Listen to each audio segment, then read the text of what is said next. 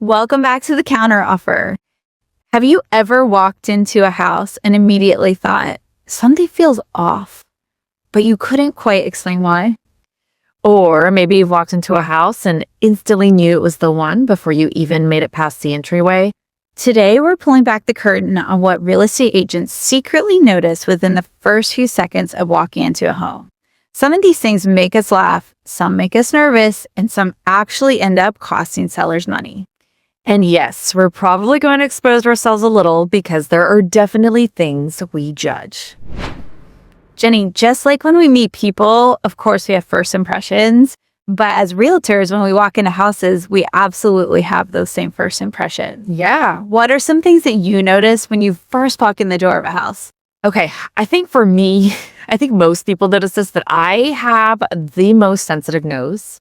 Like I could smell my baby's diapers from like the other side of the house. But smell for me is like the first thing that hits me. Even before I see something that catches my attention, it's just the smell. I'm breathing, I walk in and I'm like, okay, it smells neutral, which is fine. It smells good, which is great. But if there is even anything slightly off, even like fresh paint, air fresheners, candles, animals, people smell really drives me crazy. I think those are the first things that stay. It just hits me in the face. That is such a good point. I wasn't actually even thinking about that one, but it is the first thing you notice. People, if you are doing renovations to your house, you must air it out. Yeah. Research showing like really strong chemical odors are really off-putting to buyers. And it obviously doesn't feel safe when you're in it either. Animal smells, you can smell a big dog. Yeah. And I think people, I'm a dog person too. We get nose blind in our own houses. Sure. But I think that's something you definitely have to address, right? Like everyone loves their own dog, but like I don't want to smell someone else. And also I think some sellers love to mask, right? So they go crazy with like the air fresheners or the candles or something. And that's also very personal, candle smell, air freshener smell, and usually they go overboard, just to compensate. PSA, please no one use Glade Plug-In. Oh yeah, those are the worst. Like not only is it so strong, but it's chemical. Like you can really taste it in your mouth. Well, and I think for sellers, like they think they're doing themselves a favor, but it's actually hurting them because as soon as you smell them, they're masking something. Yeah. Right? No one, you're right, that for fun. Right. Exactly. So you're always like, so what are they trying to hide? Yeah. I mean, what are some tips I think that you would share with your sellers if you walked into a house and you're like, okay, it's a little stinky. Well, I actually own an ozone machine, which is not even that expensive, but I feel like every realtor should own one because if you have a house that has a smell, great to run that. I think like you just have to wash everything, right? Like get everything deep clean, especially if you got an animal, get all your carpets cleaned, get your floors cleaned, the story, all of it. Yeah. Okay. So smells are really big for me. How about you? What do you notice? So I notice cleanliness. And this doesn't just mean like, is the house actually clean?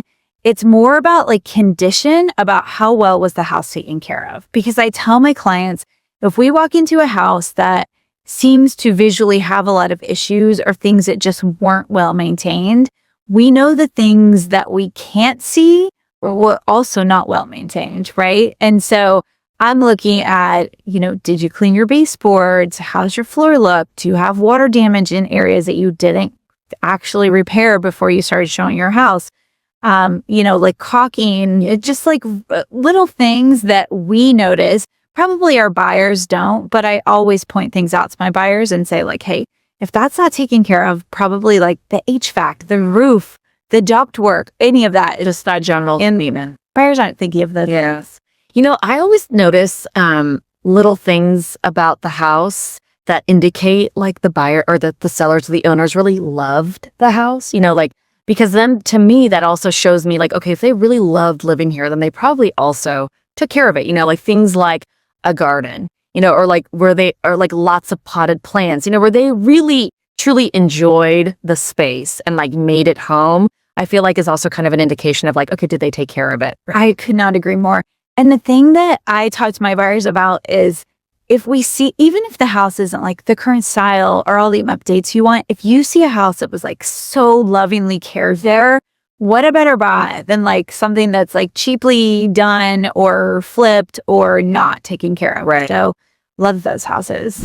Okay, so other than like taking care of the house, just the things that you can see visually, what are other things that you see or notice that you're like, okay, this house is going to sell? So going back to first impressions, when you park your car and you walk up the sidewalk, I immediately judge the house, right? Like, did they pressure wash? Are the windows clean? Are the gutters cleaned out? Is the landscaping neat and tidy, right? Did they mulch?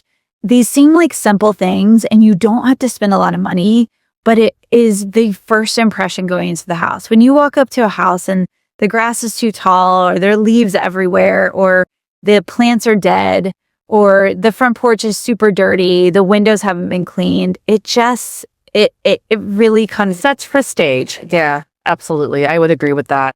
I think when I first get to the house and I actually enter the house, another thing that for me, I'm like, okay, this is really selling the house is the light. Yeah. Right? Like artificial light, yes, but like just the natural light. Because that's something like you can't change, right? Ultimately. And we, with my buyers, I'm always like, okay, what time of the day is it right now? Where do we think the light is going to hit when it's hot, right? 3, 4 p.m. And just thinking about that because that natural light, it's just the energy that the house is filled with, and like, of course you can mitigate that with some artificial lighting.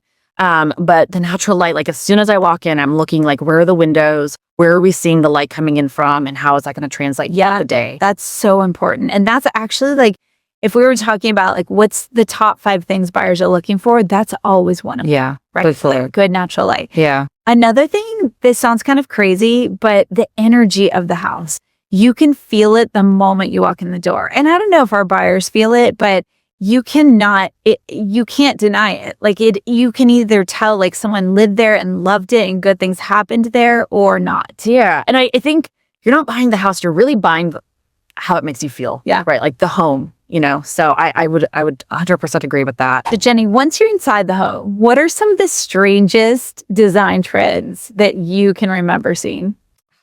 The strangest design trends. Well, I do have one story of a house that we walked into, and this was clearly like the owners really loved roosters because the amount of roosters in this house. I mean, there was rooster wallpaper in the powder room. I mean, there was rooster hand towels, rooster salt and pepper shakers, like rooster like statues everywhere. And so the house is actually not bad, but the roosters were so distracting. And we could not stop like pointing out the roosters as we were going through the house. So I think that was it was overwhelming. And to this day, all we remember about that house is the roosters. So it wasn't really a design choice, but it was more just like decor. And, it's tricky when you're dealing with sellers and you're walking through their house, getting ready for listing to be like, hey, we got to tone down the roosters, But I think that, the agent not helping them decide what should stay and what should be put away did a disservice because again, all we were focused on were these damn roosters. So one positive is, when you go on a big buyer tour with buyers, you have to name the house. 100%. So the rooster house. Always, yeah. But we called it that for the rest of the month that we were looking at houses. So when I walk through with the seller, I always say like, don't take offense to anything I'm saying. I'm here to give you the best advice to help sell your house. So you really do have to preface it because it is personal for people. 100%. Sometimes that's why I like to bring in a third party like stager consultant, even if we're not staging the whole house, because then they're the ones delivering the bad news. They're the professional about, furniture and how your house should look. I always do that too. Yeah. I love that. So a few design trends, and some of this stuff is circling back around, but of sunken bathtub, I've seen a few of those recently. You're not a fan? It's a really interesting where it's like flush with the floor. Yeah.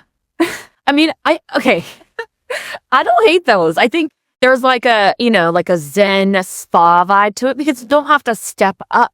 You step down and it's like you're not lifting your leg. And I think it's nice for, people that maybe have a mobility issue. I'm not saying I hate that. I just think it's a really interesting trend. And you know a lot about the house when you see that. Sure. Jenny, given that you sell and deal with a lot of new construction, what are some of the trends you've seen over the last few years that you feel like should just go away?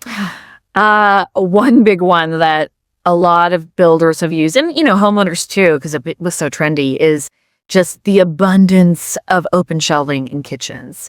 I think they have a place, but when all of your cabinets are replaced with open shelving, or you only have one upper, it can be beautiful. You can style it really nice, but functionally, it just doesn't work. I don't want all my plates, cups, and bowls displayed at all times. And sometimes you just need storage. So I would say the open shelving, in small doses is okay, but when it's the entire kitchen. Yeah, I always wondered about like dust on your dishes. Dust? Yeah, right. One for me that I feel like sellers should probably be more aware of is every room being a different color. I'm definitely over the stark white in every room house and also icy gray, which we've talked about before.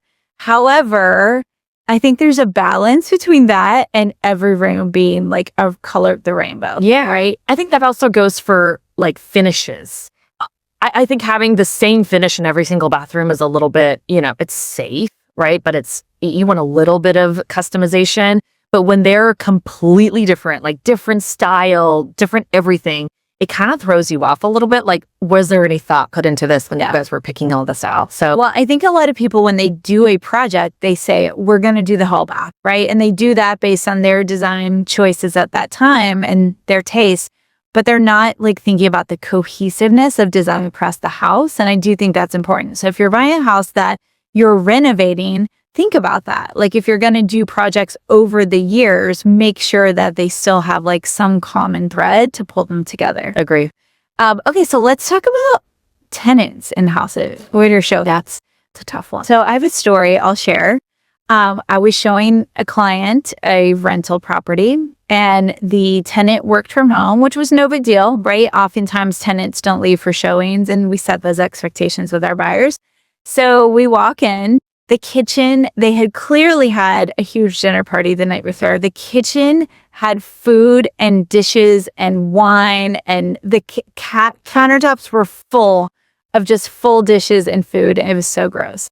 So then we're touring around. We walk into one of the bedrooms, and we're literally walking around the room, chatting. And I go to close the door on the way out, and there are 2 feet hanging out underneath a sheet in the bed. Oh, no.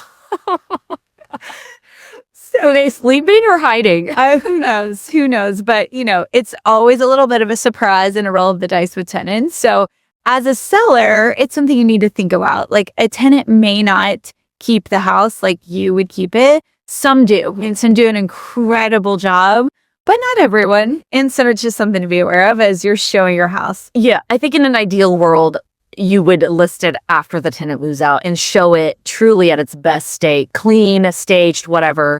But, I know sometimes sellers don't have the luxury to do that, but having those conversations up front is real important for the seller and the buyers so that no one is surprised. And with those expectations, I think it's important to also remind buyers like, hey, what you're seeing now, of course, is important, but like we also have to kind of train them and encourage them to look past certain things, right? Things that are changeable or, decor choices or anything cosmetic really. But like, what's one thing for you that you think buyers really focus on that you're like, okay, we can get past this? Furniture, right? When a buyer walks into the house and the seller does not have the same style as the buyer. Sometimes buyers can't envision their things there and they get so focused on like, the big armoires or the big like recliner sectional sofa that's not their taste. And they can't envision how they may use that space. So I think you have to look past the furniture. And I always tell people like, you can't change the lot. You can't change the location. Everything else you can change. So if you don't love a house because you don't love the countertops or you don't love the floor or you don't love the paint color, those things are so easy. And I try to set that expectation from the very beginning where I say, I have all the people to do these things. It's very simple to do. We'll get bids if you go under contract and you can choose when to do those upgrades. But I think just like once people see the furniture removed, they can just envision themselves there a bit more. So that's why like staging is important, or sometimes vacant. I was just had to say, like, I think even if the furniture, even if they don't agree to the staging, then I would rather it be empty than like have their own stuff in it. I actually don't mind a vacant house. Yeah, I mean, it depends on the house, right? Every situation's different, but I think like sometimes vacant is better. Agree. I think with the introduction of HGTV, a lot of people think that they're home designers and flippers, right? We see a ton of this in our market. And sometimes the flip actually has done more harm than good. Yeah. Right. So let's talk about some of the things that we notice when we go into a home that's been flipped. And for our audience that doesn't know what this means, this is someone who has bought a house that needed some updates. They've done those updates, and then they are flipping the house to sell immediately after those updates are complete.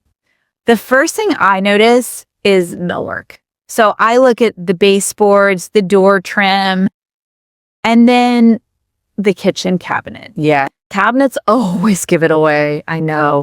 I think if for any house, flipped or not flipped, I think opening cabinets can immediately give you an idea of like, okay, what's the quality of the material and then the workmanship, right? Because you can just feel cheap cabinets, like even on your fingertips, the way they move, visually, obviously. I think doors. Yeah. Yes. Like cabinets are expensive, but if you are a flipper, that is not one place you want to skimp on, because that's something people are using every single day. They're opening them, they're touching them. So cabinets totally give it away. One thing for me is, I mean, I know this is not like a huge problem. Maybe it's a preference, and it's just LED lighting and recessed lights. I feel like to me, the flipper just doesn't understand lighting. You know, like they just don't understand what is warmth, what brings good energy into a house with lighting. And so it just makes me question their other choices. Like if you have LED recessed lights, I'm just like immediately you off in and you're like, ugh, no, ick. That is going back to the workmanship topic. That's why I look at the millwork. The other thing is, you know, when you see like door trim that doesn't line up or is cut, one's cut at an angle, one's cut at a square, but also tile grout, mismatched or not aligned tile, not straight lines, big grout lines, some places and small and others. So just like the craftsman. Yeah. And this is where I go back to, you should have just left it as it was, because now you're charging a premium to a buyer For the new tile that looks horrible. and like rip some of this stuff. Yeah. A good place to look for that tile is in like shampoo boxes within the showers, because that requires them to cut the tile very precise and line it up exactly. But it's so noticeable. And then once you see it, you can never unsee it. So especially in a place like a shower where you're just like spending so much time in there and then you're staring at this uneven tile. It would be crazy. The other thing that surprises me sometimes is the flooring choices. I feel like there are so many people that are using luxury vinyl plank, and I think it definitely has a place, but it is very loud and it is not for every house, right? And so I think that's another thing that I see. Or they put new carpet back in, right? Like if you're ripping out the flooring and you're putting in new flooring, like people don't love carpet. Yeah. Generally speaking, some people do, but like generally speaking, people hate carpet. Another thing going back to the cabinets is when you open them and they're hitting things, you know, or like opening the fridge and it hits the cabinet, you know, or like when you're opening the dishwasher and there's no place you can't walk. I mean, I know some of that is structural, but again, like I feel like flippers aren't really thinking of like how's this house can be lived in. And when you're flipping a house and tearing things up, like those are the times to like think about, okay, does this actually make sense? This is my opportunity to maybe change something functionally that didn't work. And you know, I know they're all dealing with budgets, but buyers notice this type of stuff, you know, especially in kitchens. Yeah. Jenny, as someone who designs and is in the new home space, what is one thing that you have seen flippers do that you think has a really positive impact? I would go back to lighting again. I think lighting fixtures are really impactful, and then also like layering lighting, right? So like nice warm recessed lights, but also things like sconces, pendants. I think that it just elevates any space and adds a little bit of like custom feel, you know? So I think lighting is somewhere that I would, be real thoughtful of and maybe spend a little bit of it. Yeah, I agree. And I feel like now there's so many options available to people. You don't actually have to spend that much on fixtures and make something nice. Yeah. Okay. So on the other side of the spectrum of flips, what about luxury homes? Have you ever walked into a luxury house where you're like, this is just overkill or unnecessary? Why did they make this decision? Yeah, I have many. Please share. But so many great ones too. Really shiny floors, like tile or porcelain that's just like so shiny and is reflective of light in a way that's blinding. Another one is glass wine storage. That's, like a 2-story wine cellar that's displayed in the room. That is great for the person who had a big wine collection. But when you're selling to someone who maybe doesn't drink at all, what do you do with that? Yeah, it's a very small population that's going to appreciate the 2-story wines that are made of glass. One thing that I saw at a luxury home, and I think this could be applicable really across any price point, but it was a beautiful brand new house, 5,000 square feet. I mean, all the finishes were gorgeous. And it was in one of the best school districts in Austin. So, lots of families. It was a 6-bedroom house, big game room. All of the cabinets in the house, while they were really nice and well made, they were all push cabinets. Yeah. So no handles. So, the whole vibe was very sleek, modern, but in a kitchen or a bathroom even, to have people constantly pushing and touching the cabinets, even while we were there, 3 adults, we left smudges and fingerprints all across the house, So I think for any person building or renovating, think about like the usability of it, because those fingerprints did not translate well and immediately turned my. So full disclosure, I have those at my house. Not every cabinet, but I definitely regret that, right? Like I wanted that sleek look on one wall and I achieved that, but it is so painful. The cabinets are always open because someone bumped up against it, or yes, there are always fingerprints in the corners. So for those that do not want that, definitely get a handle. So Jenny, let's talk about some things that are actually practical upgrades. They might cost extra money, but it is so worth it in the luxury space. Oh, double dishwasher. Yeah, I love that, especially for a family with young kids. It's such a game changer to be able to load one, run it, and then be using the other one as well. I think worth it. You could do it side by side. That doesn't cost extra with plumbing. Just buy an extra dishwasher or, have it in a separate space in the kitchen somewhere. But I think 100% worth it.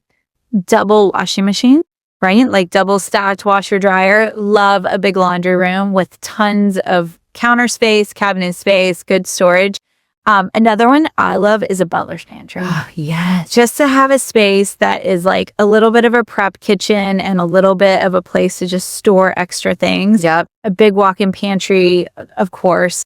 Have you heard of a scullery? I have. Actually, buyers of mine bought a new home and wanted to change their pantry into a scullery. It makes so much sense. Okay, so a scullery was brand new to me in the last 2 weeks. In 1 week, I heard the term 3 times and saw it in 3 different houses. I'm obsessed with it. Yeah.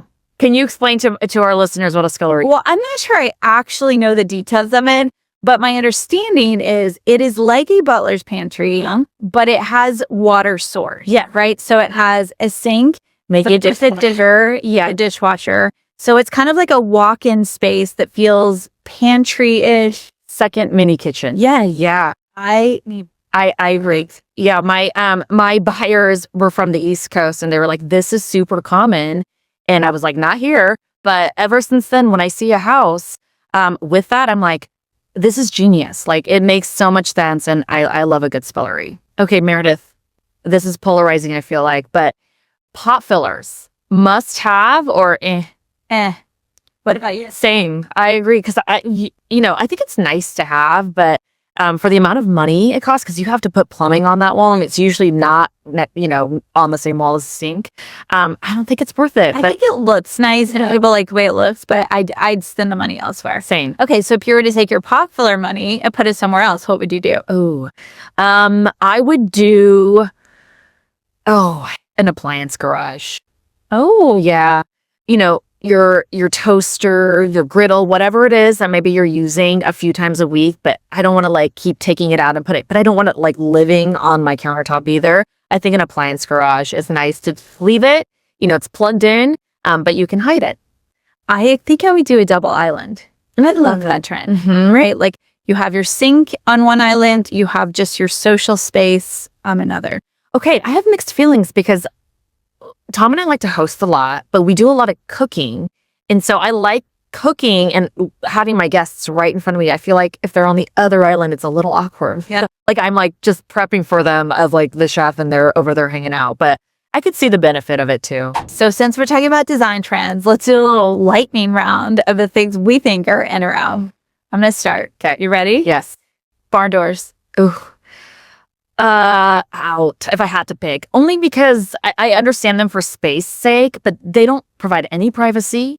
They don't provide light gets through, sound gets through, scents get through. So I would say no. Okay, Meredith, how about black windows? I love a black window. My whole house is black windows. Yeah, I do too. And I think it depends on the style. I do too. Yeah. I think there was a time when everyone was trying to move to black, and now we're seeing kind of a variety of colors. I mean, I saw navy blue recently, and I thought that was it was great. It was good for that. Great for that cause.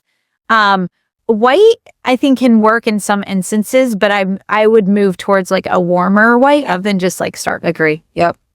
How do you feel about vessel sinks? Oh my God. I hate vessel sinks.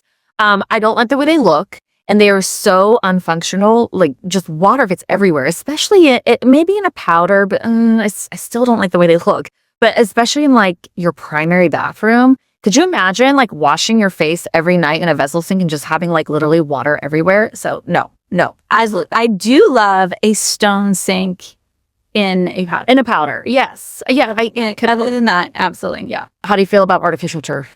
I love it. Not whole yard. I mean, maybe in certain instances, depending on your yard size. Yeah. But I love it. It always looks good. And if you have an outdoor space where you're constantly gathering, Yes. and you can just blow it off, it's so much better. We just turfed. We have this like smaller, kind of like an atrium yard in our backyard before we get to the big grass. And we turfed it, and it was the best money we've ever spent. The kids are out there every single day.